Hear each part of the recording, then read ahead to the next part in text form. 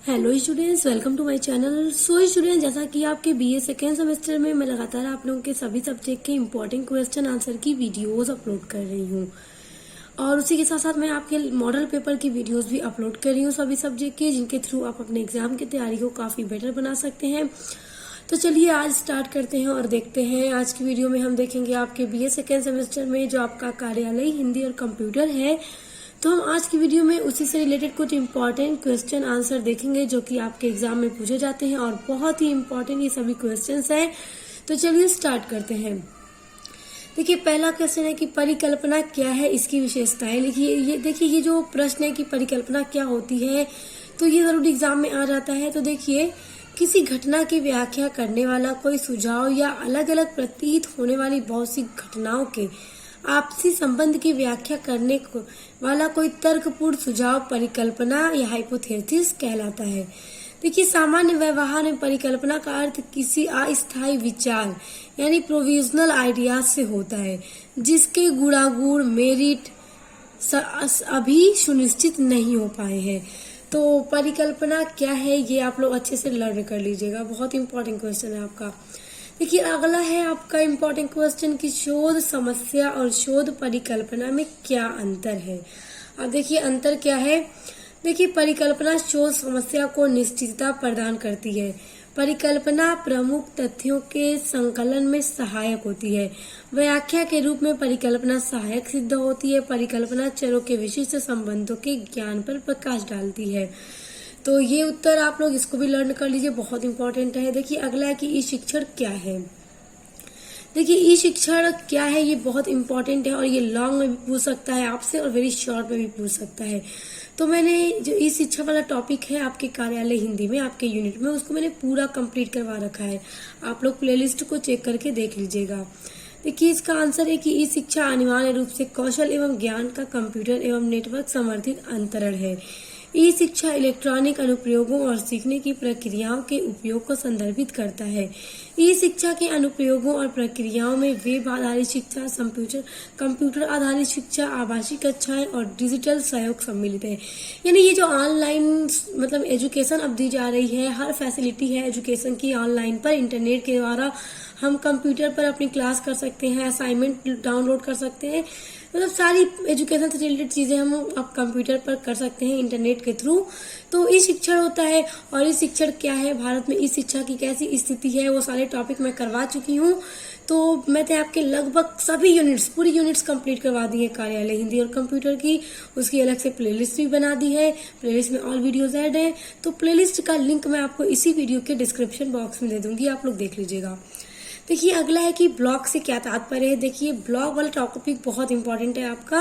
ये क्वेश्चन आपके शॉर्ट में अक्सर पूछ देता है कि ब्लॉग क्या है, ब्लॉग को परिभाषित कीजिए या ब्लॉग से क्या तात्पर्य है।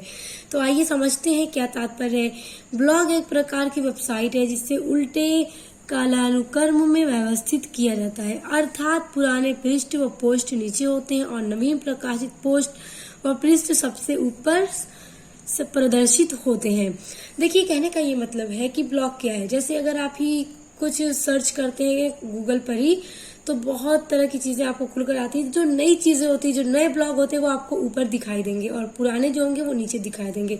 एक एग्जांपल ले लेते हैं सोशल मीडिया ऐप का। चलिए, इंस्टाग्राम का एग्जांपल ले लेते हैं।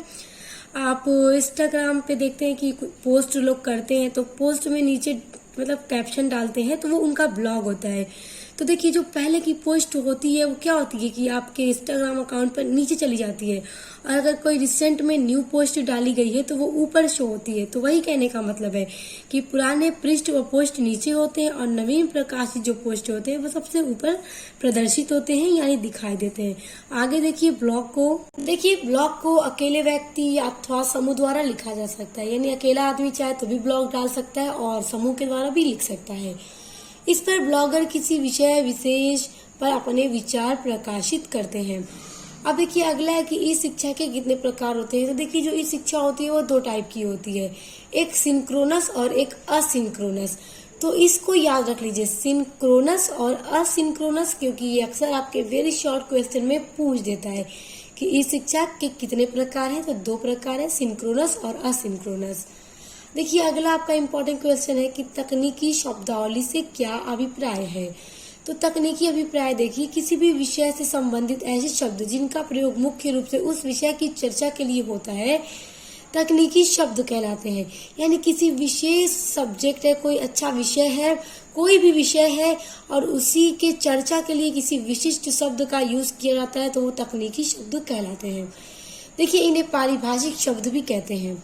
अब पारिभाषिक शब्द क्या होता है तो ये मैं करवा चुकी हूँ। पारिभाषिक शब्द का अर्थ, पारिभाषिक शब्द के जो पारिभाषिक स्वरूप जो है वो सब मैं करवा चुकी हूँ। आप लोग प्लेलिस्ट को चेक कीजिएगा, आपको और वीडियोस पढ़ने के लिए मिलेंगी, क्योंकि पेपर में पूछ देता है कि पारिभाषिक शब्दावली क्या है। तो अब आप लोग को नहीं पता होगा तो मैंने वो भी पढ़ा रखा है, तो आप लोग देख लीजिएगा।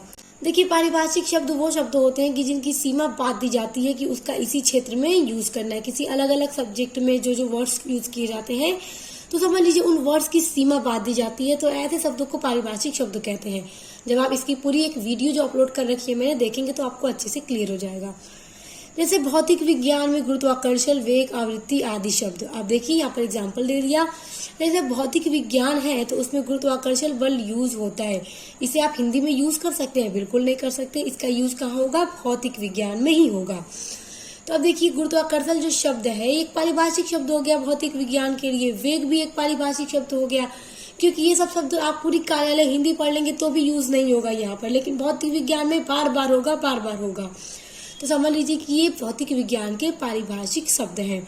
तो अब पारिभाषिक शब्द क्या है आप समझ गए होंगे।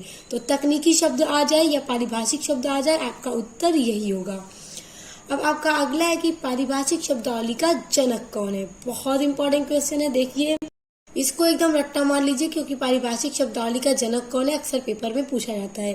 देखिए, संस्कृत का आधार बनाकर डॉक्टर रघुवरी ने लाखों शब्दों का निर्माण किया तथा लोग उन्हें अभिनव पाणिनि के रूप में देखने लगे। व्यक्तिगत रूप से डॉक्टर रघुवीर का पारिभाषिक शब्दावली निर्माण संबंधी कार्य उल्लेखनीय है। देखिए, पारिभाषिक शब्दों का इन्होंने निर्माण किया डॉक्टर रघुवरी ने, और आपके कार्यालय हिंदी में भी कुछ पारिभाषिक शब्द है, वोकैबुलरी है, तो उस पर भी मैं वीडियो अपलोड कर रखी हूँ। आपकी यूनिट नंबर 2 आप लोग चेक कीजिएगा। यूनिट नंबर 2 पर काफी सारी वीडियोस अपलोड है। प्लेलिस्ट में आप लोग चेक कीजिएगा, ऊपर नीचे मिलेंगी प्लेलिस्ट में ही वीडियोस, मगर आपको मिल जाएंगी। अब देखिए, अगला है कि प्रयोग के आधार पर शब्द कितने प्रकार के होते हैं। तो देखिए, ये भी मैं आपको करवा चुकी हूँ, सब आपके सिलेबस के अंदर है। देखिए, ये क्वेश्चन भी बड़ा इंपॉर्टेंट है, और ये जो शॉर्ट क्वेश्चंस होते हैं स्टूडेंट्स, अगर मैं इस तरह से आपके लिए वीडियोस ना अपलोड करूँ तो आपके लिए शॉर्ट क्वेश्चंस मतलब यूनिट्स में से पढ़ना आप कंफ्यूज हो जाते हैं, और बहुत स्टूडेंट्स सोचते हैं कि हमें शॉर्ट वीडियोस मिल जाए जिनके थ्रू अपने क्वेश्चंस की तैयारी कर लें। क्योंकि जब मैं आपकी यूनिट्स करवाती हूँ तो पूरा टॉपिक एक साथ मैं आपको अच्छे से समझा देती हूँ, ताकि आपसे लॉन्ग में जब पूछा जाए तो आप इजीली उसको लिख लें। अब शॉर्ट में वही से क्वेश्चन कैसे बनेगा आप ये तो नहीं जान पाएंगे, तो इसलिए मैं आपके लिए वीडियोस अपलोड करती रहती हूँ मेरी शॉर्ट क्वेश्चन आंसर की, जिनके थ्रू आप अपने एग्जाम की तैयारी को बहुत अच्छा बना सकते हैं। तो अब देखिए, क्या है कि प्रयोग के आधार पर शब्द कितने प्रकार के होते हैं। तो देखिए, भाषा के व्यवहार में देखा जाता है कि प्रयोग के आधार पर जो शब्द होते हैं वो 3 तरह के होते हैं। देखिए, एक सामान्य शब्द, एक अर्ध पारिभाषिक शब्द और एक पारिभाषिक शब्द। सामान्य शब्द क्या है? जो सामान्य हम अपने बोलचाल में यूज करते हैं। और उसके बाद देखिए, अर्ध पारिभाषिक शब्द होते हैं जो पूरी तरह से, मतलब ये सारी जब मैंने आपकी प्लेलिस्ट में ऐड है वीडियोस देखिएगा। और पारिभाषिक शब्द क्या है? जो इनकी सीमाएं बांधी गई है, और अर्ध पारिभाषिक जिनकी सीमाएं बांधी नहीं गई होती। अब देखिए, अगला है कि सोशल मीडिया से आप क्या समझते हैं। ये तो सारे स्टूडेंट्स कर लेंगे क्योंकि काफी सिंपल सा है और सभी लोग सोशल मीडिया यूज करते हैं। देखिए, सोशल मीडिया से आशय पारस्परिक संबंध के लिए अंतरजाल या अन्य माध्यमों द्वारा निर्मित आभासी समूह जैसे फेसबुक, इंस्टाग्राम, ट्विटर, यूट्यूब आदि से है, या व्यक्तियों और समुदायों से साझा सहभागी बनाने का माध्यम है। जैसे देखिए, आज के टाइम में सभी लोग सोशल मीडिया यूज करते हैं, तो सभी को पता होगा कि जैसे इंस्टाग्राम है, फेसबुक है, ट्विटर है, तो इसपे क्या होता है कि दूर दूर से मतलब कंट्री की बात कर सकते हैं, कंट्री तक के, दूसरे कंट्री के भी लोग फ्रेंड बन जाते हैं, फ्रेंड रिक्वेस्ट आती है, एक्सेप्ट करते हैं, बातें होने लगती हैं। मतलब एक स्टेट ही नहीं, सिर्फ कंट्री भी एक दूसरे से जुड़ी हुई है सोशल मीडिया के थ्रू। सोशल नेटवर्किंग है, हर कोई एक दूसरे से जुड़ा हुआ है, और सोशल मीडिया की वजह से ही हमें हर जगह की खबरें भी पता होती है, कब कहाँ पर क्या हो रहा है, कहाँ का कैसा माहौल है, हर चीजें हमें पता चलती रहती है। और यूट्यूब पर भी हमें हर तरह की न्यूज देखने के लिए मिलती है। तो क्या है कि हम एक दूसरे से सबसे जुड़े होते हैं सोशल मीडिया के थ्रू। तो अब सोशल मीडिया क्या है, उम्मीद करती हूँ आए तो आप लोग लिख लेंगे। अब देखिए, अगला है कि विविध विधिक शब्दावली से क्या आशय है? विधिक शब्दावली क्या है, अब इसको देखिए विधि यानी कानून के विशिष्ट अर्थों को व्यक्त करने के उद्देश्य से जिन शब्दों का निर्माण किया जाता है वे विधिक शब्दावली के अंतर्गत आते हैं। किन शब्दों का निर्माण? देखिए, विधि यानी कानून के विशिष्ट अर्थों को व्यक्त करने के उद्देश्य से जिन शब्दों को बनाया जाता है, निर्माण किया जाता है, उन शब्दों को कहा जाता है विधिक शब्दावली। तो अब आप लिख लीजिएगा। देखिए, अब आपका अगला इंपॉर्टेंट क्वेश्चन है कि प्रयोजन मूलक हिंदी की वर्तमान में क्या उपयोगिता है? मोस्ट इंपॉर्टेंट क्वेश्चन, प्रयोजन मूलक की हिंदी में क्या विशेष उपयोगिता है आज के टाइम में? देखिए, प्रयोजन मूलक हिंदी की अपनी विशेष प्रयोजन परक तकनीकी शब्दावली तथा पदावली होती है, जो सरकारी कार्यालयों, मानविकी, तंत्र ज्ञान, विज्ञान, अंतरिक्ष विज्ञान तथा कंप्यूटर आदि सभी का ज्ञान एवं विभिन्न शास्त्रों की शाखाओं को सार्थक अभिव्यक्ति प्रदान करती है। देखिए, अगला है आपका इम्पोर्टेंट क्वेश्चन कि मुख्य टिप्पण किसे कहते हैं? तो देखिए, प्रारंभिक टिप्पण मुख्य टिप्पण कहलाता है, जिसे प्रायः सहायक स्तर पर लिखा जाता है। और आपके सिलेबस में जो टिप्पण टॉपिक है वो भी मैं करवा चुकी हूँ, तो आप लोग देख लीजिएगा। अब देखिए, अगला है आनुषंगिक टिप्पण किसे कहते हैं? देखिए, टिप्पण का एक प्रकार है और टिप्पण कितने प्रकार का होता है ये भी प्रश्न आ जाता है, तो टिप्पण वाली वीडियो आप देखिएगा, उसमें मैंने करा रखा है। देखिए, सहायक द्वारा लिखे टिप्पणी जब अधिकारी के पास पहुंचती है तो वह अधिकारी उसे पढ़कर अपना मंतव्य लिखता है, वह आनुषंगिक टिप्पणी कहलाती है। तो ये सब शॉर्ट्स में पूछे जाते हैं, ध्यान दीजिएगा, इग्नोर मत कीजिएगा कि सब नहीं पूछे जाते। ये सारी क्वेश्चंस आपके पूछे जाते हैं, आपके एग्जाम में कुछ भी पूछा जा सकता है। इसलिए जितनी भी वीडियोस में आपके क्वेश्चन आंसर की अपलोड करती हूँ, आप सब देखा कीजिए, क्योंकि कहीं से भी आपके एग्जाम में उठाकर क्वेश्चन दे दिया जा सकता है। अब देखिए, अगला है कि स्मरण पत्र, अनुस्मारक पत्र किसे कहते हैं? देखिए, चाहे स्मरण पत्र हो या अनुस्मारक पत्र हो, दोनों एक ही है, तो दोनों नाम आपसे पेपर में देकर पूछ सकता है। तो अब ये पत्र क्या होता है, ये कौन सा पत्र होता है? देखिए, जब किसी पत्र या ज्ञापन इत्यादि का उत्तर समय पर प्राप्त नहीं होता तो याद दिलाने के लिए अनुस्मारक भेजा जाता है। यानी आपने कोई पत्र लिखकर भेज दिया और आपको जितने टाइम पर उसका उत्तर, उस पेपर पत्र का रिप्लाई आपको मिल जाना चाहिए था, तो आपको नहीं मिला, तो आप दोबारा से अनुस्मारक पत्र लिखकर भेजेंगे याद दिलाने के लिए कि हमने ये पत्र लिखा था, ये बात लिखी थी, ये समस्या थी, इसका रिप्लाई हमें नहीं मिला। तब आप दोबारा पेपर जो लिखेंगे, लेटर जो लिखेंगे, वो अनुस्मारक लेटर होगा आपका। देखिए, अगला है अर्ध सरकारी पत्र किसे कहते हैं? तो ये भी बड़ा इंपॉर्टेंट है। देखिए, जब कोई एक अधिकारी दूसरे संबंधित अधिकारी को व्यक्तिगत स्तर पर जानता हो, तब मैत्री भाव या अनौपचारिक से युक्त हो जो पत्र कार्यालय से संबंधित विषय पर लिखा जाता है, उसे अर्ध सरकारी पत्र कहते हैं। समझ आया?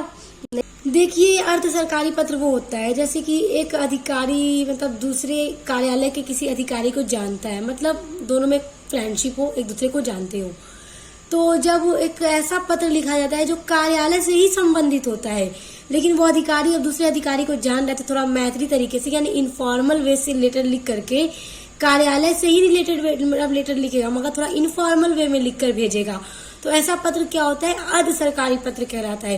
और जो आपके सिलेबस में कार्यालय हिंदी पत्राचार है, यूनिट आपकी यूनिट नंबर 3, उसमें मैंने हर टाइप के पत्र पढ़ा रखे हैं, आप लोग देख लीजिएगा, आपके एग्जाम के लिए बहुत इंपॉर्टेंट है। देखिए, अगला आपका इंपॉर्टेंट क्वेश्चन है कार्यसूची या एजेंडा क्या है? एजेंडा पेपर में जरूर पूछा जाता है। देखिए, किसी भी संस्था की औपचारिक बैठक में चर्चा के लिए निर्धारित विषयों की अग्रिम जानकारी देने वाला दस्तावेज कार्यसूची कहलाता है। इसे बैठक की सूचना के साथ ही सदस्यों को भेजा जाता है ताकि वे पूरी तैयारी से आ सके। तो इसे भी देख लीजिए, अच्छे से याद कर लीजिए, सारे क्वेश्चन आपके बहुत इंपॉर्टेंट है। अगला आपका इंपॉर्टेंट है कि कार्यवृत्ति या मिनट्स किसे कहते हैं? तो देखिए, किसी बैठक की कार्य सूची में रेखांकित विषयों पर हुए विचार विमर्श व निर्णयों के विवरण को कार्यवृत्त कहा जाता है। देखिए, अभी ऊपर कार्य सूची आपने पढ़ा ना, एजेंडा क्या होता है।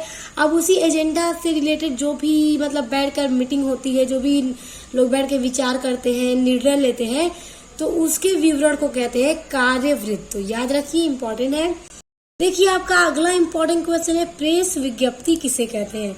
देखिए, ये क्वेश्चन भी एग्जाम में पूछा जाता है। कोई संस्थान या व्यक्ति जब किसी विषय या बैठक में लिए गए निर्णयों को जन सामान्य तक पहुंचाना चाहता है तो वह प्रेस विज्ञप्ति जारी करता है। जैसे स्टूडेंट्स, देखिए, कोई सरकारी क्रियाकलाप की जानकारी आम जनता तक पहुंचानी है तो उसके जो लेख जारी किया जाता है उसे प्रेस विज्ञप्ति कहा जाता है। अब देखिए अगला है परिपत्र या सर्कुलर किसे कहते हैं। परिपत्र या सर्कुलर, परिपत्र को इंग्लिश में सर्कुलर बोला जाता है। देखिए संस्थान या कार्यालयों द्वारा लिए गए महत्वपूर्ण निर्णयों को कार्यान्वित करने के लिए परिपत्र जारी किया जाता है, जिसमें निर्णय को कार्यान्वित करने के निर्देश होते हैं। तो स्टूडेंट्स देखिए आज के वीडियो में जितने भी छोटे छोटे ये आपको क्वेश्चन आंसर्स बताए हैं, आप इनको अच्छे से तैयार करके ही एग्जाम में जाइएगा, क्योंकि कुछ भी आपके एग्जाम में आपसे पूछा जा सकता है। और देखिए इसके अलावा भी मैंने कई सारी वीडियोस आपके शॉर्ट क्वेश्चन आंसर की अपलोड कर रखी हैं, और उसके अलावा मैंने आपके कार्यालय हिंदी की MCQ वीडियोस भी अपलोड कर रखी हैं, जिसमें मैंने इंपॉर्टेंट MCQs बता रखे हैं। और उसके अलावा अगर आप अपने सेकेंड सेमेस्टर में इंग्लिश लिटरेचर पढ़ते हैं या फिर सोशियोलॉजी पढ़ते हैं, तो उसकी भी मतलब इंपॉर्टेंट क्वेश्चन आंसर की वीडियोस, MCQ वीडियोस अपलोड कर रही हूँ मैं लगातार। तो आप सभी के लिए चैनल पर विजिट कीजिए, प्लेलिस्ट को चेक करेंगे तो आपको अपने सभी सब्जेक्ट की प्लेलिस्ट देखने के लिए मिलेगी। तो सब्जेक्ट की प्लेलिस्ट में मैंने इंपॉर्टेंट क्वेश्चन की और ऑब्जेक्टिव टाइप वीडियोस भी ऐड कर रखी हैं, तो आप वहां से अपने एग्जाम की तैयारी को बहुत अच्छे से कर सकते हैं। तो उसके लिए आप चैनल पर विजिट कीजिए और मिलते हैं नेक्स्ट वीडियो में।